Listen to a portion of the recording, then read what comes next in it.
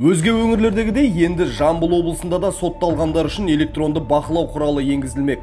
Инновациялық электрондық бақылау білезігі сот шешімімен бас бостандығынан айырылған, пробация қызметінің есебінде тұрған, сондай-ақ шартты түрде сотталғандарға қолданылатын болады. Электрондық білезіктерді қолдану бастамасы көптеген жылдар бойы қарастырып келе жатқан өзекті мәселелердің бірі. Өз кезегінде бұл жаңашылдық сотталғандарды қадағалауға мүмкіндік беретін уақыт пен заман талабы. Бұдан бұлай есеп беретін тұлғаларында электронды мониторинг үшін электронды білезіктер қолданылады. Сотталушы да білезіктің болуы оның қайта қылмыс жасау қаупін болдырмауға мүмкін береді.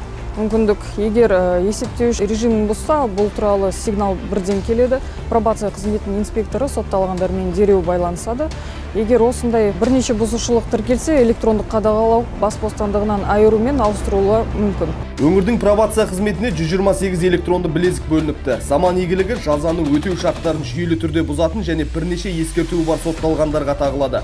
Осылайша істі болғандардың әр жүріс-тұрысы арнайы жүйе арқылы күндіз-түні қадағаланады. Яғни инспектор жұмыс орнында отырып жаза тағайындалғандардың іс-әрекетін планшет, ноутбук немесе мобильді телефон арқылы бақылай алады. Егер де жазасын өтеуші шектеу шараларын орындамаса немесе электронды білезікті бүлдірсе, электронды құрылғы бірден дабыл береді. Мен заң бұзушылық әрекетке барғаным үшін сот үкімімен 2 жыл бас бостандығынан айырылдым. Жазамды толық өтеуге 9 ай қалды. Жастарға, замандастарыма айтарым, ешқашан қылмысқа бармаңыздар. Электронды білезіктің қуаттылығы 2 күнге жетеді. Құрылғы су өткізбейді және антиаллергендік материалдан жасалған.